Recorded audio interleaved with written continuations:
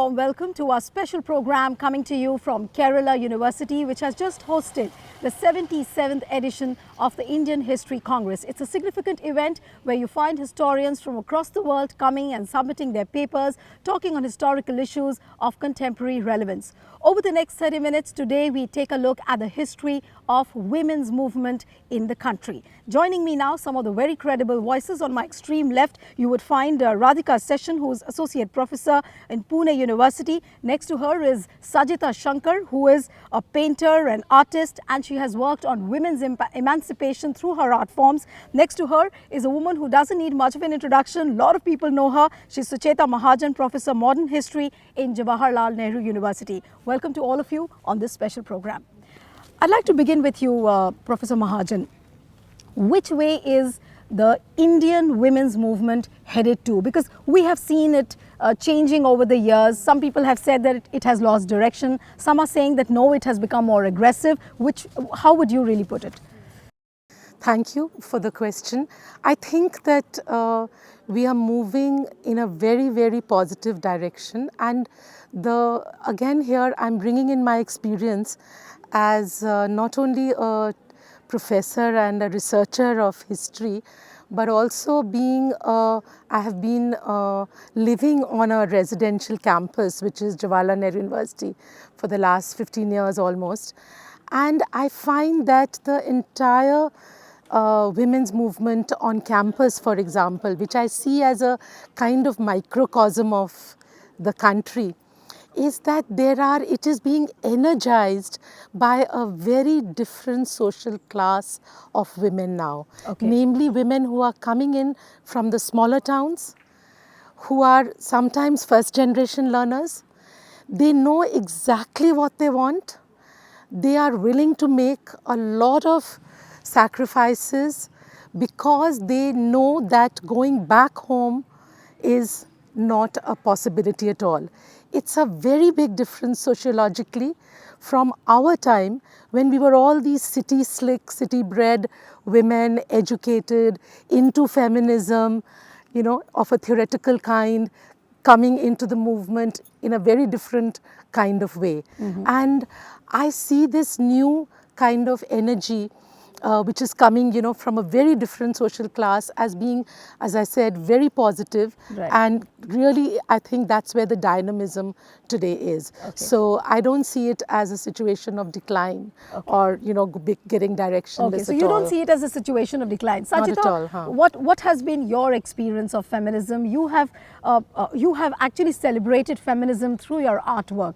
Just tell us a little about it and what has really provoked you to come to a position like this. Actually, I'm an artist. I started my painting in early 80s, and so those days it was very difficult for me to entering into art field. Okay. Even my parents were actually were afraid to send me to art college.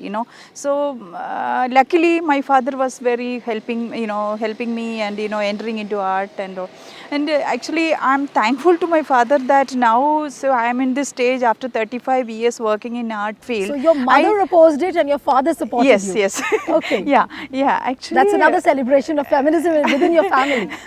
Yeah. And the thing is, as a creative person, it was very difficult, I had gone through a lot of ups and downs and extremes in my art career and life and everything. But the thing is, when you work with a creative field, when you start exploring your maximums and you get more and more power, and the art actually saved, and art is a power.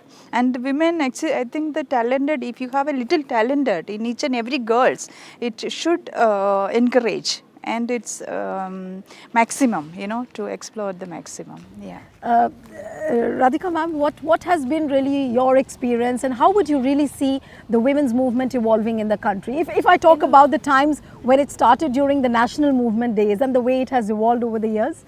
In a lot of ways, I would agree with Sucheta in that I see something very encouraging in the way in which the youngsters now are aware of what they want and how to go about getting it. At the same time, I have a little discomfort with the fact that they ignore the heritage of the movement itself. Okay. It's everything is now. And feminism has to be located, I mean, feminism, not just feminism, I would say everything has to be located in the trajectories of the past. So somewhere we are forgetting what happened earlier. So yes, national movement, like you said, but then national movement was a movement which isn't just about the great women. What about the people, the masses? And the masses are not just women. Right. So it is the movement as a whole, and the movement is being lost sight of in the narrowness finally. I'll just pick on the word which you use, the mass movement. What we have really seen today in the present times is we have seen isolated instances, you know. We don't see a mass movement as such. Do you see the decline of a mass movement now? That is my major problem. That it is much more individual. Okay. And it's the individual reactions, it's the individual concerns, but somehow they don't seem to be able to get translated into a movement which carries people with them. But Sucheta, when you talk about a complete absence of a mass movement, then it really provokes me to say that somewhere it has got divided in the country. Some would see it as a Dalit feminist movement, a Brahmanical movement. It has got divided somewhere. So is the objective of the women's movement not lost somewhere in this? I never said that, there is apathy or there is a division in the movement, Right. or there's an absence of a mass movement. I just picked on from what I know, Radhika yeah, just said. Yeah. I don't think so. I wouldn't agree with the formulation that there is absence of a mass movement. Okay. I think yes, during the days of the freedom movement, there was a tremendous synergy between the women's movement and the mass movement as a whole. That's very much there. And that was something which was unique to India. So therefore, when our women's movement, like in Sri Lanka, in Iran, in other colonies, Yeah. there wasn't any opposition between the mass movement as a whole, the freedom movement, Right. and the women's movement.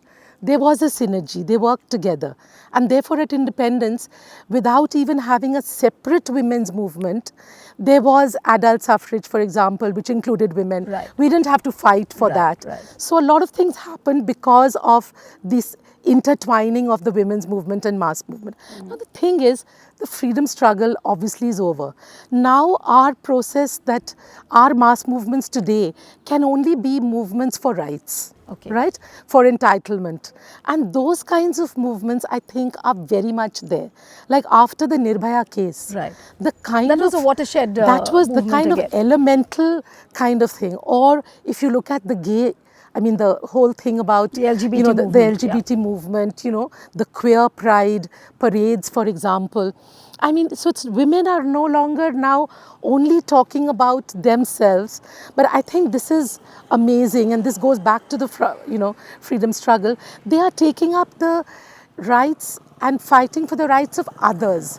In fact, I've always said that we don't need really, I'm one of those, I know it's not very fashionable, but I don't believe we need a women's movement. We need a women's movement which is there along with peasant struggles, worker struggles, the struggles of the marginalized. It's all very interwoven. Right. We are women, we are marginalized, we are oppressed. We have been so historically. So our struggles are invariably intertwined with the struggles of, as you said very rightly, the Dalits, the Adivasis, the people who have been at the receiving end of the worst side of development. The people who've been thrown out of their homes because of displacement, because of the big dams, etc. So in a sense, our movement is really now, I think it's part of a broader movement. So if we look for But it would be right to say that it has become a little more individualistic. in small pockets. Would you not say that? Sajitha, you are also dealing with people. You've seen the rural and the urban divide as well. The way the women's movement is carried on in the villages, especially you too active in a I state would like to talk Kerala. about something because I was traveling quite a lot in abroad when European art world. So whenever I was traveling, actually whenever I met a women artist of European country, actually the thing is what I felt. The thing is they are when we talk about our emancipation in India, of course Indian women are very powerful. And the thing is when you go to Europe and when we meet creative women in different countries and they talk about their problems and the emancipation and freedom, but I don't feel that they are getting real freedom. Okay. No, and it's all convenience of men actually, and they really actually when they get divorced and all these things, and they are actually struggling a lot, but men are more free. Right. And actually the freedom in fact, you're Europe making a very is significant point, Sajitha. Yeah. She's made a very significant point. That brings us to the larger question that whether at all the entire feminist movement, whether we talk about the women in abroad or we talk about women in India, is the feminist movement somewhere pretentious, somewhere fake?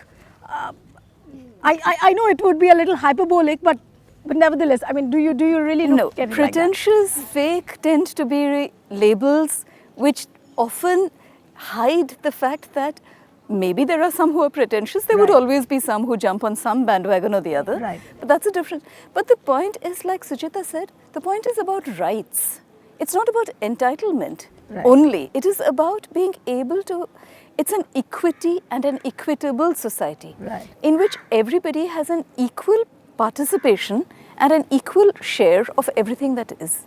And the share would include individual rights, social rights, community rights, and what you said just now about the rural and the urban. Right. You would often find that in the rural areas, the women are much more vocal about Right. what they have. Right. more freedom. More freedom there. In fact, I would very often, I would say that it is in the cities that there is very often a great deal more restriction. So what are we talking about the rural-urban divide? Isn't it more about the ability of the individual to express what it is that they are looking for and the ability of the state, of the society, of the community, of the individuals to provide spaces in which all these rights are equally accepted? Right. But that also brings me to another question on things like triple talaq, Yeah. uniform civil code. Again, you see the women's movement somewhere divided on the religious lines. Maybe the right wingers would say something, leftists would say something else, the liberals will say something else. So, I mean, how do you see it when the entire feminist movement gets divided on the religious lines? Especially on topics like these, how would you really bring it to a position where you can say that no, this is a concrete movement? Again, the two examples that you gave, triple talaq and the uniform civil code, here I don't see any division along religious lines. Right. I think, say, if one was to take up, say, Shabana Azmi, say, who's active on women's issues, she would be critical of both. Right. Right? It's not that she's a Muslim and therefore she's saying triple talaq is all right. I don't find this kind of division. It's not as if Muslim women are supporting triple talaq. No. There But is if you take Shaira Banu's case, Yeah. there are women who have really favored her. There are women who have opposed her premise. well, you're talking about the Shabano case. No, the latest Shaira Banu's. Oh, the Shaira Bano case. Okay. Yes, of course. You see, you're absolutely right. We are unfortunately living in a time where communal sentiment or communalization of society has, the process has gone very far. Okay. It's not only communalization of politics, it's at the very ordinary level, it's in everyday life. Religion is become an identity which matters. But Radhika, much I so would than just- earlier, right. So yes, there will be some reflection of this, So unfortunately, within women's groups also communalization of society, when the society gets communalized, do you think that the feminist movement somewhere down the line will also get impacted? Probably, again, that would depend, I guess, on how much one is engaging. See, communalization is unfortunately very deep-rooted. Right. And it has spread.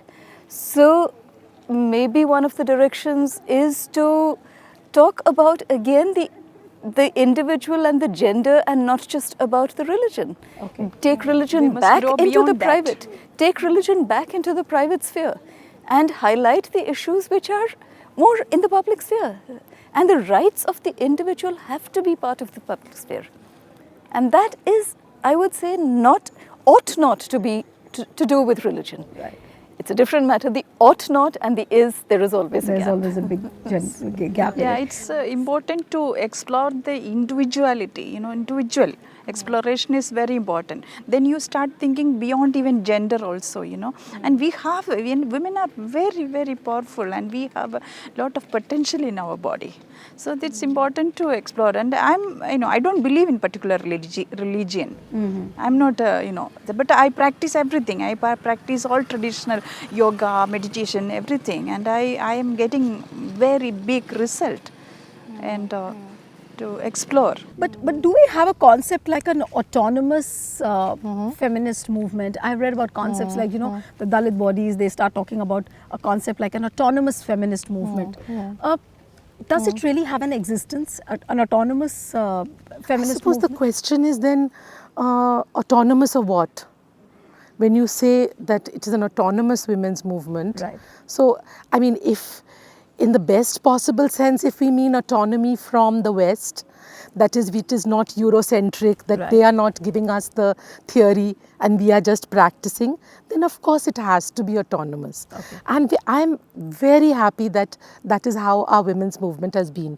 We have not followed the bra burning, sensational kind of aspects of the feminist movement because we've not needed to. And as I think both the other commentators on the show have pointed out, that we have a very different tradition from where we get our strength. The indigenous traditions, from our own religion, from our own, past. There are so many strong women and so many strong traditions from where we don't have to turn to Simone Beauvoir or to any other icons in the West. Absolutely. Necessary. So yes, our women's movement is autonomous, I think, in the best possible sense, if we define it like that, Right. that it is our own women's movement. But if you see it as, like today, as you said, autonomous Dalit women's movement, Right. there I wouldn't go along with that, because I think we don't, you are right in pointing out right in the beginning that if we divide women or women's movement according various lines, the lines exactly. of Dalit, Muslim, Hindu, then it becomes totally frittered, We don't want that kind of vociferous thing. We want we want that diversity. We're very happy with that full diversity, and let it get In reflected, fact, the 2012 Nirbhaya movement, that was a kind of a watershed movement which we saw, which mobilized a lot of women on the streets against, sexual violence and harassment, molestation. Then another movement which marked last year, that was a right to pray movement, where we saw a lot of women coming and talking about, it was like openly talking about how they have been debarred from entering temples, Haji Ali Dargah. How would you really see that in context with the feminist movement? I would think that that's a very positive. It's something which stakes a claim to a public space. And religion, if you are going to bring it into the public space, then everybody has an equal share to that public space. So to that extent, when you are claiming equality of opportunity, whatever that opportunity is, I support that. But Sajitha, do you feel that there is a sense of urgency behind every movement, like what we have seen during the national movement days? Then it evolved when people were talking about how the women should not become a sati, and the anti-dowry movements, all those movements, there was a kind of a sense of urgency. Do we really see that sense of urgency somewhere lacking Of course, now? the world is actually very patriarchal, and we are the victims also, and we must be aware of all these things, attacks every moment actually. And we had a lot of intelligent, very powerful women lived in our country, like Akka Mahadevi and all these saints and creative people. And I think we must follow all this, and we must be aware, and we shouldn't allow other people to make us down. And we must be very aware, But do you also feel that the sense of urgency somewhere is lost, ma'am? In what? In behind the various movements which are on, like what I gave you the examples of anti-dowry movement, Yeah. there was a certain subtle sense of urgency. Do we really have that presently? I'd like to say again, maybe I'm repeating myself, Okay. but I think the issues have changed. Okay. So when there is, say, a movement like the Nirbhaya movement, Right. and you're demanding justice for some very, very burning kind of issue like that, the rapists have to be brought to book, there is a sense of urgency which we cannot expect will be there in a movement for right to pray. Okay. Because that, Absolutely. you have been denied that right to enter that public space, as Radhika has said, for centuries, for millennia rather. So you cannot have that sense that it has to happen tomorrow or something will happen. So to expect that there will be that same urgency every time. In fact, because I come from the women's movement and I've seen it through different phases, I would say that we would be wrong to expect an urgency all the time. Okay. Because movements, or people rather, masses, get exhausted. Okay. So if you're constantly in a phase of movement, you cannot have that kind of energy. Okay. You need time when you go back and then you renew yourself by connecting with your inner self and with your traditions.